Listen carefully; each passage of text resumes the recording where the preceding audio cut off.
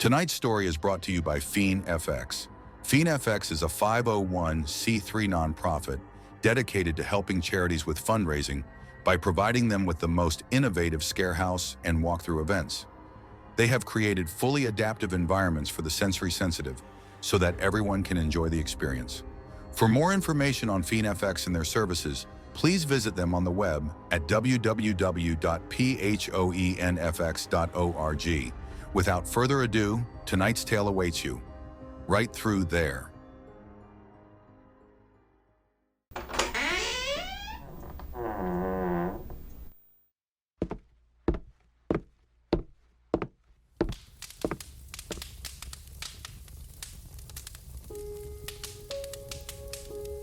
Welcome, my friends. Come, sit around the fire and let me spin another tale for your amusement. These tales, I tell you, these nightmares found only around the fireside, speak of many things, things which cannot be explained. Stories of the unknown, the unseen, and poorly understood. Some disturbing, yes, some terrifying, certainly. Stories of the darkness which reside in all of humanity, expressed in ways in which nature herself cannot account for, things beyond her ability and even beyond her comprehension, stories buried in time and hidden by shadow. Tonight's story is about a man named Dave. Tired from a long day on the road, and with the dark of night settling in around him, he sees a young woman by the side of the road, standing in the rain, with her thumb out, who looks about how he feels. Should he stop? Of course, wouldn't you? Little did he know just how dark this trip would become.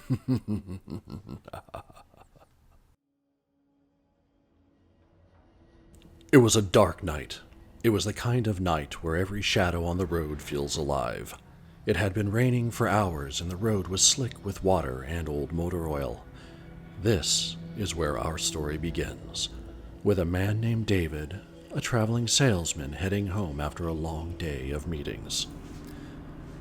The highway, long and winding, stretched ahead of him, seemingly endless and well deserted, with the rain coming down in sheets. The steady hum of his car, the radio tuned to a talk show with traffic and weather every 15 minutes, and the occasional flash of lightning were the only distraction from the long and lonely journey ahead. For now. Just a few more miles to go. Home and a warm bed and dry clothes. That's all I need. David said aloud to no one in particular. He was lying to himself, and he knew it, but somehow it made the night and the trip far more tolerable. As he rounded a bend, his headlights illuminated a figure standing on the side of the road, a young woman, drenched from the rain, rucksack on her back and a small umbrella over her head. Clearly, it did her no good as the girl appeared to be soaked to the bone.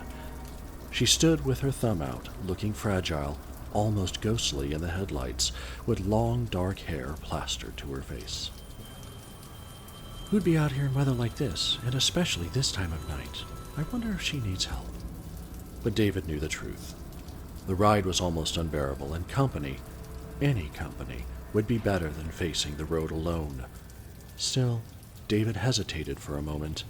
He had heard the stories about highway robberies, but the sight of the young woman shivering in the rain stirred his compassion. He rolled down the window.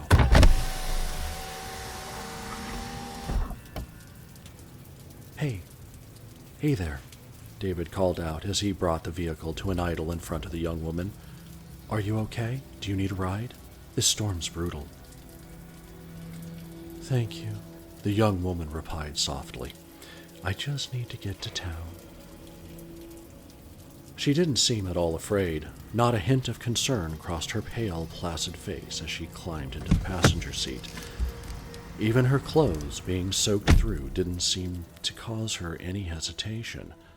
David wouldn't go so far as to call her confident, much less friendly, but something more along the lines of resignation.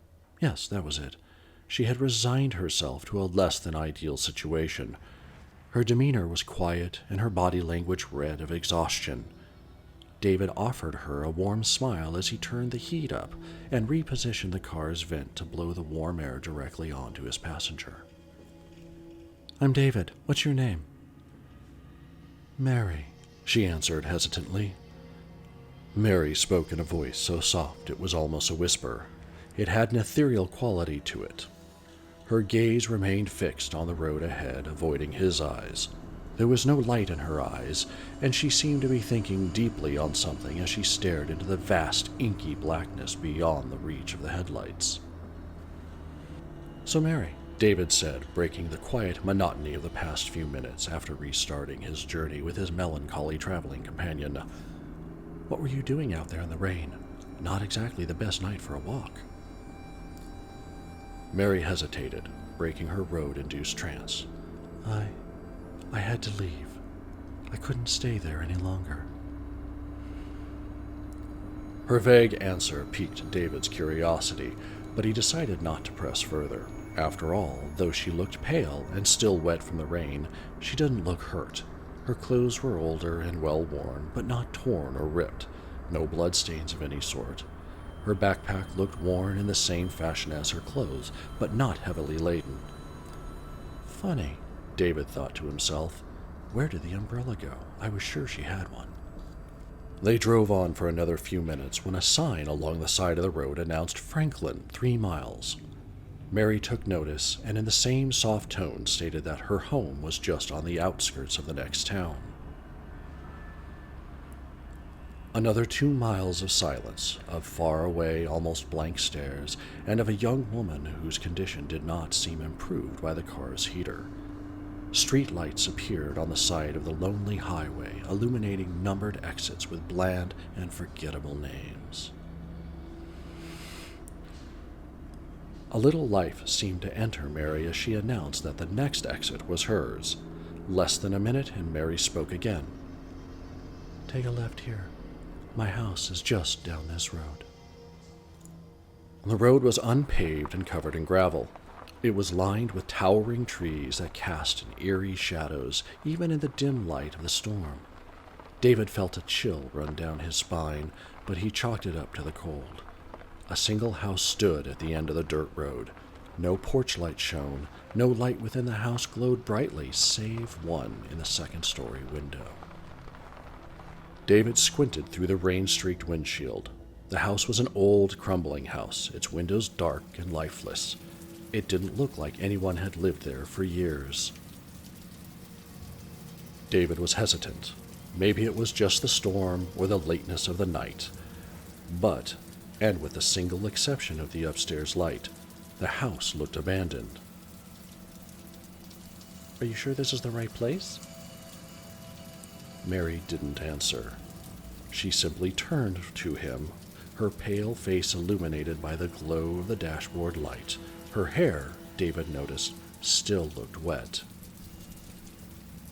"Thank you for the ride." That was all Mary said before she turned away from him at a slow and metered pace to face the house. David had been taken aback by her demeanor. It didn't match the otherwise pretty young woman, but it was late, and maybe she was just tired. Lord knows he was. But before David could respond, she had stepped out of the car and was swallowed by the dark dreariness of the storm. He sat there for a moment, unsettled. This whole evening had been weird. He could definitely use a cup of coffee before getting back on the road. Maybe Franklin had a roadside cafe of some sort. David realized something as he sat there in his vehicle idling in the rain. Though he had seen Mary leave, no light in the house turned on for her, and the front door didn't appear to open or close. David sat and watched for lights in the house to come on before deciding to knock on the door to ensure she got inside safely. He then turned and looked at the passenger seat where Mary had been. The fabric seat of his Honda Civic was just as worn as it had always been, but, and though Mary looked to be soaked through, the seat was dry. Laying his hand upon it, he felt that there was no residual warmth that one might expect to find in a seat so recently occupied. David then noticed Mary's rucksack sitting on the passenger seat floor.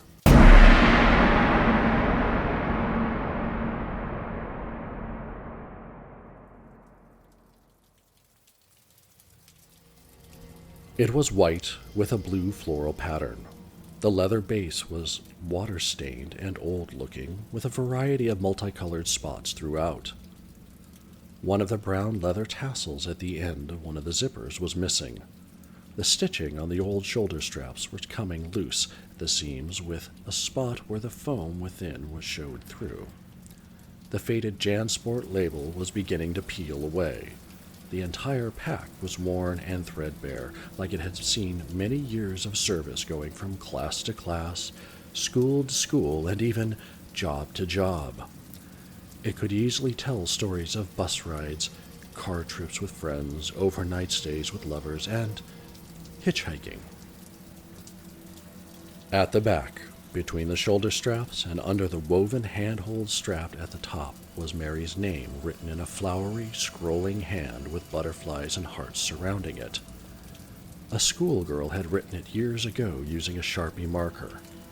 The ink was faded and a little smudged. The backpack was rain-drenched, and yet, oddly enough, there was no puddle in the footwell. Well, that settles it, David thought to himself. He knew he had to return it to her, and if he was to be honest with himself, he was a little worried about her. She had seemed, well, not quite right. So he had an excuse to check on her, to make sure she made it in okay, and to make sure she was all right.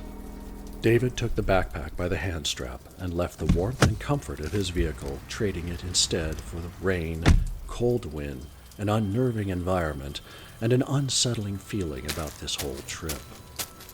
David made his way to the front door, up the gravel path, to the old porch, and finally to the weathered door itself. He knocked, and there was a delay until he heard footsteps in the hall beyond the door. A soft light shone through the inset glass of the front door.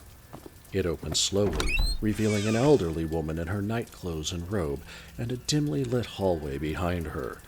He expected her face to show the hour, but instead it showed the weight of the years, and of sorrow and grief. She, David remarked to himself, looked exactly as the house did. "Can I help you?" The elderly woman's voice was worn and tired, though not shaky as one might expect. Then her eyes flashed to the backpack in David's hands. They widened with recognition when they saw what was written just below the hand strap. New life flashed in those eyes, fueled by both astonishment and fear. She then turned quickly to look within the antechamber where she stood. Hooks were on the wall, the same hooks one would use to hang up one's coat. Fear turned to anger, and the old woman spat out, "Where did you get that?" pointing an old bony finger at the backpack in David's hand. David was taken aback by the accusatory tone of the question. "I just gave a young woman named Mary a ride here. She said this was her house. She left her backpack in my car when she got out, and I didn't see her go inside. I wanted to make sure she'd gotten out of the rain okay." The entirety of the situation had left David discombobulated, fully unable to understand how things had gotten to this point, and unsure of where to go to next. The old woman reached for the backpack, and David reflexively raised it to her hand. She took it from him with the strength only determination could muster in such a wretched woman. Her gaze was cold and unmoving, and David was glad when she broke off the uncomfortable direct eye contact when she turned, slowly and deliberately, towards the coat hooks, and hung the backpack up. The old woman mumbled something, and to David's ears it sounded something like, "There, this is where you belong." Her gaze returned to David. He was feeling weak now. It had been a long drive early in the morning to the corporate office across state lines, a long day of sales meetings, most of which could have been handled in a short email, and a long, strange drive home. A place he was still hours away from. He was trying not to crumble under the weight of her eyes and the pain behind them. And she seemed to stare a good long time at him that way. David began to squirm. "Wait here," she said finally, and she turned and walked away. David was too tired to walk away, so he stood there, waiting patiently. The old woman returned with a manila envelope in her hands. She walked to the faded blue JanSport, unzipped the large front pocket, and pulled out an old, worn photograph. It was a picture of 3 smiling girls of late high school age. The old woman showed David in the photograph and pointed to the girl in the middle. The look in her eyes was conspiratorial, with more than just a hint of accusation. "Is this the girl you gave a ride to?" David looked at the photograph. "No," he said. "It was the one on the right." The old woman's eyes softened. They became misty as she looked at the photograph before replacing it back into the backpack. She then slowly turned back to David. Carefully, she opened the manila envelope and pulled out what looked like a newspaper clipping. With a shaking hand, she handed it to David. It was an article, dated 3 years ago today. The headline read, "Franklin woman struck and killed by vehicle while hitchhiking." Below the headline was a photograph of a crime scene with police cars and ambulances and a yellow crime scene tape. Within the tape, paramedics and the police stand around a body covered in a white sheet laying on the ground. The road is clearly visible to the left, and it was the same stretch of road in which he had picked up Mary. News 12. Franklin authorities say a 24-year-old Franklin woman was killed after getting hit by a vehicle on Thursday. The Franklin Sheriff's Department said Friday that Mary Colbert was apparently hitchhiking on the southbound side of Route 15 near Franklin when she was hit and killed by a GMC Denali being driven by 40-year-old Antonio Charlton of Ashland a little before 6 p.m. Thursday. The road was closed for several hours while officers worked to reconstruct the scene of the accident. Police are still reconstructing and mapping the scene. They don't believe speed or alcohol were contributing factors. David handed back the article to the old woman, slack-jawed and awestruck. Mary was my daughter. She died on that road 3 years ago tonight." That was all she said to him. In a long cylindrical ceramic container under the coat hooks, under the hook in which the old woman had replaced Mary's backpack, stood an umbrella, not unlike the one Mary had with her, covered in dust.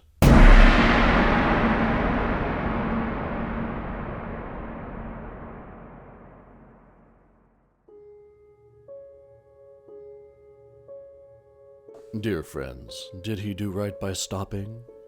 Would he have stopped if he knew then what he knows now? These are questions we may never know the answers to, but one thing we may safely assume: Dave may think twice before picking up the next hitchhiker.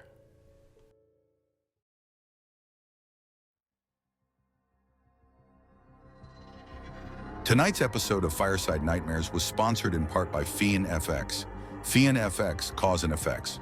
For more information, please visit www.phoenfx.org. The Hitchhiker is an original retelling of a popular urban legend written specifically for Fireside Nightmares. All rights reserved. Please stay tuned for the second half of our show as Josh and Story discuss tonight's episode and all of the interesting facts surrounding it. Welcome back, everybody. Thank you for listening to our production of The Hitchhiker, an incredibly popular urban legend that I think everybody has heard around the campfire in any of its variations. And or movie. And or movies. In fact, I think there's at least one movie that was based specifically off of that legend. Well, there's also a couple skits off of the Creep Show series. Oh, they had yeah. one like that. They also had, there was, I want to say it was Tales from the Cryptid one as well. So, I love me the Crypt Keeper. me too. He was near and dear to my heart. Yeah. You know, he's kind of like my favorite character. Like most people like Scooby-Doo. Mine was the Crypt Keeper. I was that child. My favorite Muppet, you know, Yep. close to Grover and some of those. But yeah, he was my favorite Muppet. Yep. So yeah, urban legends. I mean, these things have been circulating for, as we'll see here, sometimes centuries Yeah. in various forms. But we really find them now that we've got a much broader audience in the form of radio and TV and movies, now the real kind of, we get to reinvent those themes. It's the same thing over and over and over again with slightly different twists and just a different flavor to it altogether. Right. Well, it's actually, in fact, an urban legend. Yeah. So, what I found out is they refer to it as the vanishing hitchhiker or the ghostly hitchhiker, phantom hitchhiker, in which people traveling by vehicle or carriage, depending on what era it was in, meet with an accompanied by a hitchhiker who subsequently vanishes without explanation, often moving from vehicle to vehicle. Usually when they get to the destination where they were wanting to go before they passed away. Yep. And then finding that they were in fact dead. In an article of, a possession of like an umbrella or something was left behind that was, that's essentially what they were looking for. In fact, back in 1942, a couple of folklorists, Richard Beardsley and Rosalie Hankey, studied 70 different 9 accounts. That's so what I was like. You're right. But it's fascinating to think that the people will actually study urban legends. Yeah. But 79 different accounts, and they were able to break it up into 4 very distinct categories. First one, stories where the hitchhiker gives an address through which the motorist learns he has just given a lift to a ghost. 49 of those stories that they collected from 16 different states. And again, this is back in the early 40s. Had that particular theme. The second category they have is stories where the hitchhiker is an old woman who prophesies disaster or the end of World War II. Well, you can tell which era this one came from. Yeah. Subsequent inquiries likewise reveal her to be deceased or a ghost. 9 stories. Interestingly enough, about that particular one, 8 of those 9 stories came from Chicago. The third category is stories where the girl is met at some place of entertainment, like a dance, instead of the road. She leaves often a token, as you were talking about, an overcoat or whatever, on her grave by the way of corroborating the experience and her identity. How freaky would that be? There you are. You're trying to be nice. You pick up some lady. You lend her your overcoat to keep her warm. She steps out, disappears.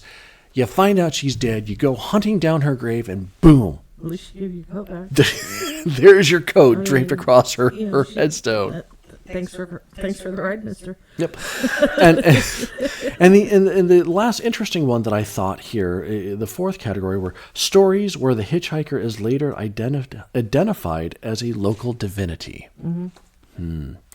What does that mean? Where if you're talking about Japan, every village sort of had their own god, their own demigod, their own supernatural being, a protectorate. You also find a lot of that in India as well. But here in America, not really a big thing. Yeah. But if that wasn't bad enough, some dude by the name of Ernest W. Bowman wrote a book called Type and Motif, the Index of Folk Tales of England and in North America. This was written and published in 1966. And what he does is he breaks it down even further. He delineates the basic vanishing hitchhiker story into the following categories. Now, the basic story that he lists is a ghost of a young woman who asks for a ride in an automobile, disappears from a closed car without the driver's knowledge. After giving him an address to which she wishes to be taken, the driver asks the person at the address about the rider and finds she has been dead for some time. Often, the driver finds that the ghost has made similar attempts to return, usually on an anniversary of the death of the automobile accident. Often, too, the ghost will leave some item such as a scarf or a traveling bag in the car.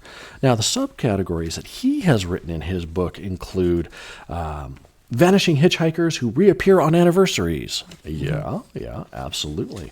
Vanishing hitchhikers who leave items in vehicles. Yeah, imagine that. Sinister old ladies who prophesy disasters. Yeah, I've heard those. Phantoms who are apparently sufficiently solid enough to engage in activities like eating and drinking during their journey. So you take them out to dinner before you take them home? So they're full ghosties when they disappear. Right. Yeah. Yeah, do you think they go Dutch? No. Yeah, they just steal the pretzels out of your drink drink compartment. Let's see. Phantom parents who want to be taken to the sickbed of their dying son. Oh, that's I don't think I've heard that particular one. One comes to mind. Have you ever heard of Crybaby Bridge? No. Okay, and I researched this particular one. I know it's not the Vanishing Hitchhiker, but it's kind of along the same lines. Tale goes that as you're driving over the bridge, you'll hear a baby crying. Oh, okay. And they look for a baby, thinking maybe somebody left their baby behind, God forbid. Especially nowadays, people are so irresponsible. Right. But they go looking for the baby. There's no baby, so it's a phantom baby. But after it's like between the hours of midnight and 3, because that's the witching hour. That's when you can hear the baby crying. But it goes from I've heard stories from Ohio, West Virginia. I actually experienced a Crybaby Bridge. It was really creepy. But it's like the time has to be right. The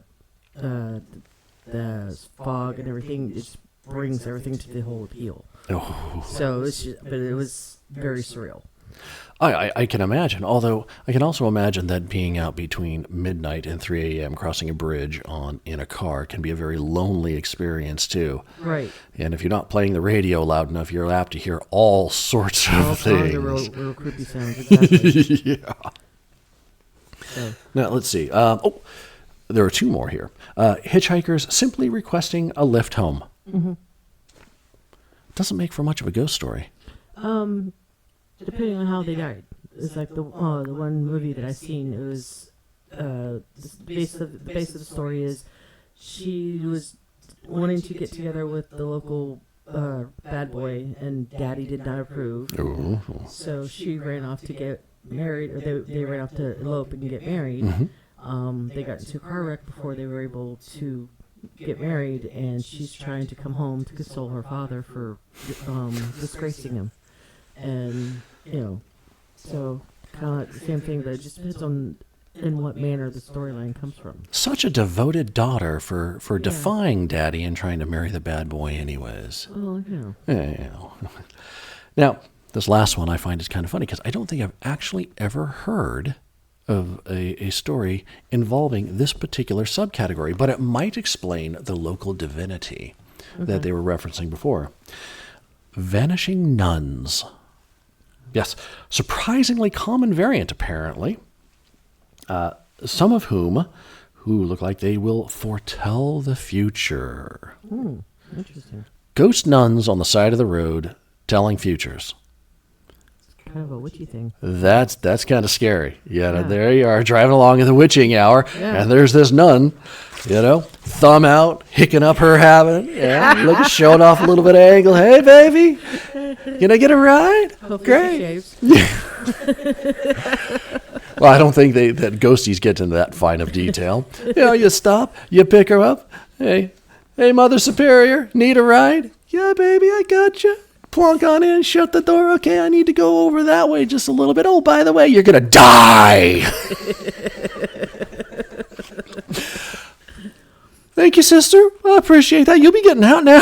Get out. You're right, exactly. Oh, my Lord. But it just shows how fantastic these stories are, how prolific these stories are throughout even our modern culture. But it wasn't just our modern culture that got this started. Nope. In fact, the first, only look back at my notes here, but it looks like the first reported story, if you will, recorded story of a vanishing hitchhiker sort of deal was back in 1602. Oh, wow. Oh, yeah, that was a long time ago. Dude who did it was Johann Petri Klint, who was a priest in the Diocese of Linköping, Sweden. We'll just call it Sweden because that's a lot easier for me to pronounce. But he was also a diligent, as they go, a diligent collector of omens. Oh. Ooh. They had quite the life back then, priests in the 1600s. Yeah.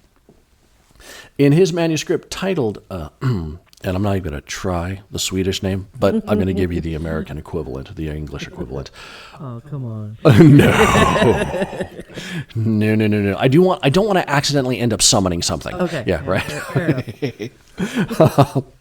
Anyways, manuscript is called About the Signs and Wonders That Preceded the Liturgical Event. Yeah. Well, if that isn't ominous sounding, holy smokes. So as the story goes, February of 1602, a priest, imagine that, and two farmers were on their way home from Candlemas Market in Västergötland. Did you say Candlemas? Candlemas Market. Oh, okay. That's a high holiday for witches. Yeah, interesting though, isn't it? Yeah. Yeah. Okay. Why would you name a market after that in a primarily Christian country? Maybe they never got the memo that it turned Christian. Well, that could very well be. Pagan basically, the pagans were forced to change religions or die.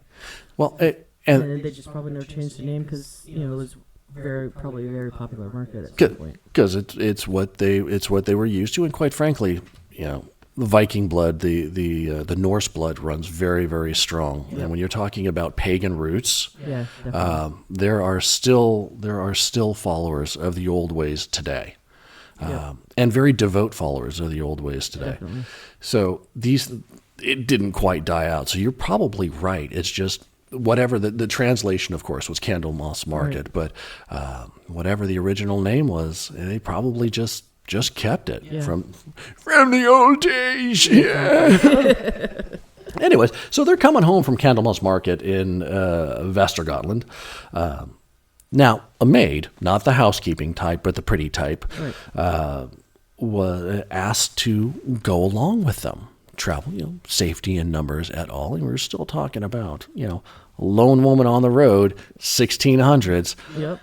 Anything can happen. Anything, and nobody will need to know about it. Exactly. So it's always safer to travel in company, especially in the company of a priest.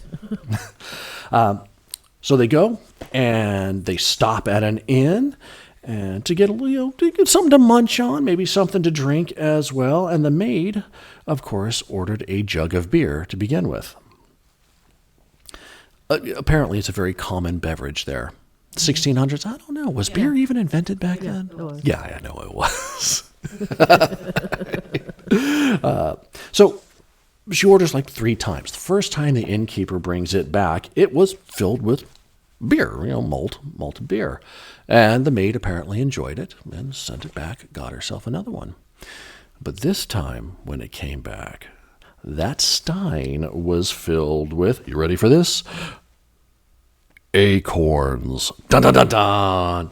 Acorns. Why acorns? I have no idea why acorns. I mean, I'm sure they'll tell us in the story in just a moment. But what a weird thing to have it filled. You go to the tap, you fill it from the barrel full of beer, you get back there, and it's acorns. What's worse about this is, how do you drink that? Don't you? Because apparently the maid finds some way to down it and orders another drink. Wow. Now, that's swirly. Third time, the barkeep grabs his stein, looks at it, goes, all right, no more acorns. I don't know what you did with them, lady, but okay. Takes it back, fills it up again. Nice beer sitting in there, brings it back to the table. This time it's filled with blood. Ooh. That's enough to scare a barkeep. Definitely, yeah. Yeah, and the level of escalation there, I would not want to bring her another stein. No. Send one of the low-level employees to do it this time. Yep, you're cut off. I reserve the right.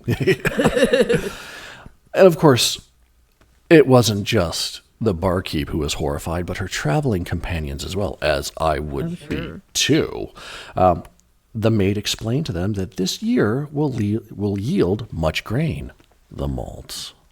That's why acorns. Plenty of fruit on the trees, the acorns. And war and pestilence were on the way. The blood. Mm-hmm. And so they're sitting there listening to all this news, thinking, oh, great, oh, man. And she disapparates. She just disappears. in front of them. She just out of the chair. That's creepy. Now, you're a bartender. Yeah. What would you be thinking right now? Close the bar down and shut everything up and go home and have a beer. It's been a long night. See, I'd be wondering who's going to pay the bill on that one. There was 3 drinks I brought that lady, and she just Just right on the tab. boom, right out the door. So, okay, priest. Cough it up, buddy. Yeah, I know. Although, I got to tell you, after that stein of blood, I just might think, guys, it's on me. Right. Out the door, please. Yeah. Bring out the wolfsbane, garlic. Exactly. I don't know what they got there, but we need to, we got to clean up at table 42. Right. So, that's the oldest story coming out of 1602. That's pretty cool. 1602. I have to give that one a look. Oh, yeah. Oh, it's a lot of these older stories, especially when you start like getting into grim fairy tales, you begin to see the real ones, not the Disney-fied ones. You get to see what the mindset was like back then. Yeah, well, the true grim fairy tales were actually, they're quite Grim. Yeah. But they were lesson learners, Oh, absolutely. If you do this is what's going to happen to you. Like Jack and the Beanstalk and, just Hansel and Gretel. I mean, that one was a wild one. So, I mean, they were really nasty fables, but they were fables to teach you a lesson. Don't do this, or this is what's going to happen to you. Absolutely. And they've turned into some just fantastic ghost stories. Mm-hmm. Well, Definitely. Hansel and Gretel being one of them, but we're slightly off topic here.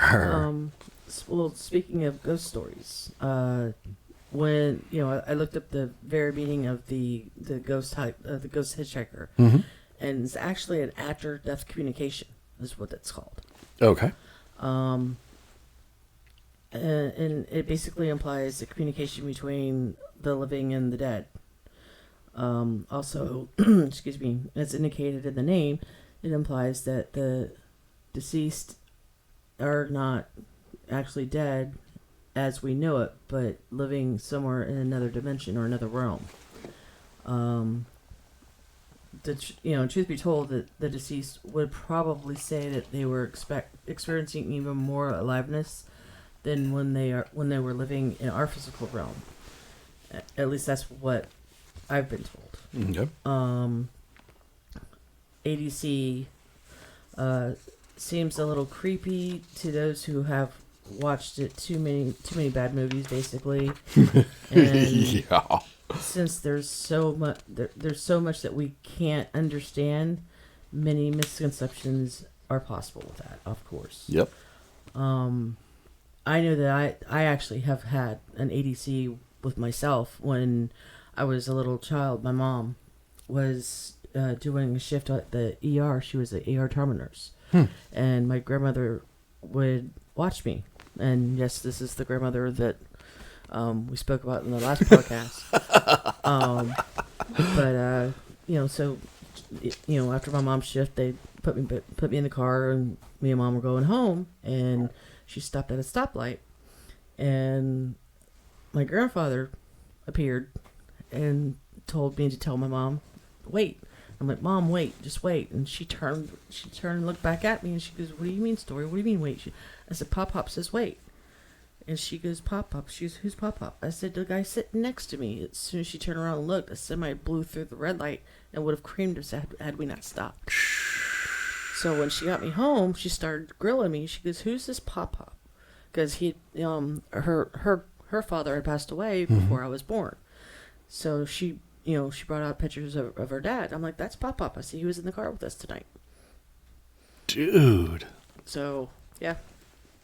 So, I mean, there are spirits. You do have people who have passed, and yes, they will watch over you. If it's not truly your time, they will help you, help warn you. So, there's that. Guardian angels, definitely, in some respects. Although I think they're more transient, because when we think of guardian angels, we think of people who actually stick around for a while. Yeah, my guardian angel probably drinks a lot. She drinks a lot. It's a good thing you're a bartender, at least retired. So, because her poor liver, man. But yeah, but it's a real thing, and just be aware of the surroundings around you, and it's also a way for the living to be able to help them with the mourning process. Oh, absolutely. So so it's not uncommon to still hear your name being called, or if you smell a smell, stuff like that. Exactly. A specific aftershave. Right. Or I know when my wife's father-in-law, or my wife's father passed, my father-in-law. Yeah, my wife's father-in-law passing was, let me tell you, it was uneventful. But my father-in-law passing, it was weird, because on the occasion we would still smell his cigar smoke. Mm-hmm. There was nothing else, there was, and this was after we cleaned the room, cleaned everything, even moved out there and came out here to Florida. Occasionally you'll smell his cigar smoke. Yeah. And it's no longer even freaky. It's just like, oh yeah, there's Bobby. Yep. Yeah. Okay. Hey, how you doing? Hey, yeah. It's good to smell you again. But when you get into the old country, and that includes certain parts of America as well, but especially in where my experiences are in the UK, and my wife's family is all in Ireland, they have a very rich history of that. Kimberly will tell you the story of her nan, and because it's her story, I'll let her tell it. But it is quintessential. Is that the one with the T? Exactly what you're talking about. Is that the one with the T? I think that's the one with the T. She loves telling that story, because it's a very soft, it's a very beautiful story, which matches the person. Nan apparently was a soft, beautiful woman. So she had a soft and beautiful way about her, and had a soft and beautiful way of saying goodbye. Yeah. But for my part, well, it's funny. I don't ever want to say I haven't experienced it, but I've spent most of my life living in my head. Mm-hmm. So I'm a little oblivious to my surroundings on the occasion. Sometimes, yeah. And you got to be a little more aware. Yeah. You do. And being raised in the mountains of West Virginia, the history and the folklore is very deep and very rich, because, my family was my family line, because I come from a line of witches, or healers, as most people call it, of the mountains. We're healers, and right. So they would come to my grandmother or my mother for a tincture or a salve or something. Yep. Because we know how to do the remedies. Yep. And 9 times out of 10, it was probably a shot of moonshine and put this herb root on that to make it feel better. But the folklore is just very deep, and very rich with just the whole surrounding, like, omens are a big thing still to this day. Yep. Oh, absolutely. And it's funny. So I mentioned the old country, but then you come across places like Chicago, where a lot of ghost stories come out of Chicago. Well, they had a lot of ghosts. They had a lot of ghosts. I mean, with Al Capone and all that. I mean, he created a lot of ghosts. I remember when I lived up in Illinois, there was this little town called Valdelia, and they actually had an old speakeasy that Al Capone owned, and it was still a bar to this day. And it was down in the basement. It was really cool, but you could feel the energies of everything that from the past that happened. It was just so surreal. So. No, it's now Chicago has a rather famous vanishing hitchhiker. They call her Resurrection Mary. Yep. Yeah. So, as the story goes, our dear Mary had spent an evening dancing with her boyfriend at the O. Henry Ballroom. At some point, they got into a little bit of an argument, Mary and her boy, and Mary stormed out. She left the ballroom and started walking up Archer Avenue. Now, I've never been to Chicago, but I'm assuming the people who are familiar with Chicago know where Archer Avenue is. She hadn't gone that far when she was struck and killed by a hit-and-run driver who fled the scene and left poor Mary to die.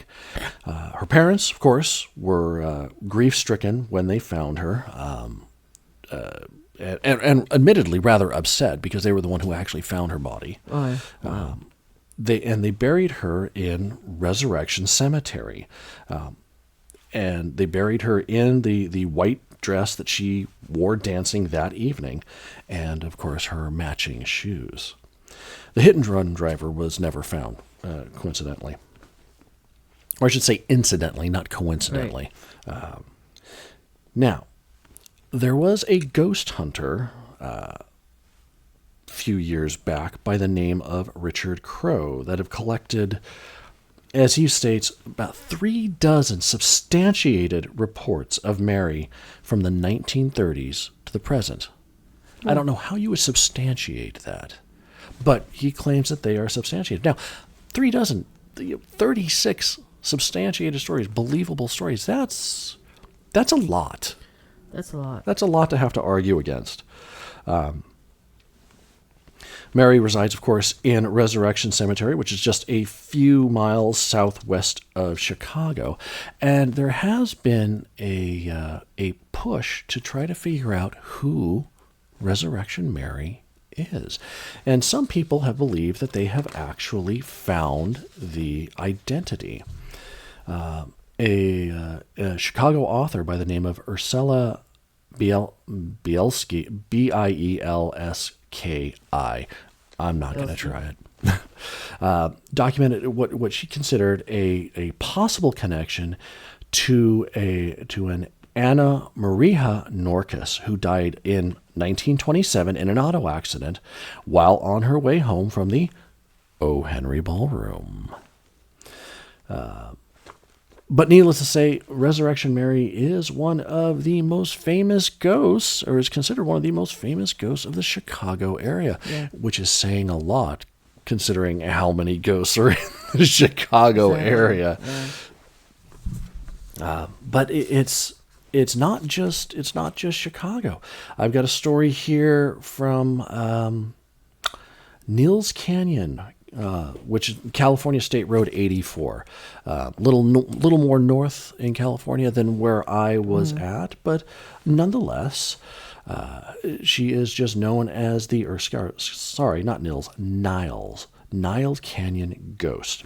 That's how she's referred to as, and it is a ghost of a girl who died in a car accident. Really, the accident is said to have taken place on February 28th. With the year varying depending on who's telling the story, of course. And the ghost is said to be walking the road on that day every year, looking to hitch a ride into San Francisco. On leap year. Right? One day later, and we could have been only seeing her once every 4 years. Now, one of the variations of that particular vanishing hitchhiker story is that she died in a car crash on Nile Canyon Road, again, State Road 84, on the way back from a dance. Some people say that she can be seen at midnight waiting at the corner where she died. People traveling along the road, and of course mostly they're traveling alone, are said to have stopped and offered the girl a ride. Sometimes she accepts the ride, giving the driver an address across the bridge, either the Dunbarton Bridge or Bay Bridge, depending on who's telling the story. Right. And once the driver reaches the beginning of the bridge, the girl disappears. When the driver who had picked up the girl visits the girl's address, the one that she gave him, she's told by the girl's mother that she had died many years previously. That is your typical vanishing hitchhiker story. But it's all across the world, this story. Yeah. Yeah, and that's what I love about these urban legends. You can go and you can tell a story like this around any campfire in any place of the world. Somebody's heard it. And somebody has heard it, and they'll say, oh, wait, but we have one too. And the next thing you know, you get a similar story, just with a very different flavor, very different circumstances surrounding it. Depends, again, on the populace of the area as well. Exactly. Exactly. Well, I think we should probably wrap up at this point, but we've had a good little discussion on our vanishing hitchhikers, shared some more stories, a little history and all of that. Any last words before we too vanish off into the darkness? Don't pick up any hitchhikers. Yeah. We didn't get into the true crime part of this one. We just kept it to the urban legends, which is probably good because we could have spent another couple hours on the true crime aspects of it. Alrighty, Miss Story. Well, thank you again for joining me, and thank you guys out there for joining us for another episode of Fireside Nightmares, and of course the chat afterwards. We will see you all again next time. Good night. The second part of tonight's presentation of Fireside Nightmares was sponsored by Everbright Solutions. When you need your lighting display done by professionals and done right, Everbright Solutions is there for you. Find them on Instagram at Everbright_Solutions_LLC and also by Retakes.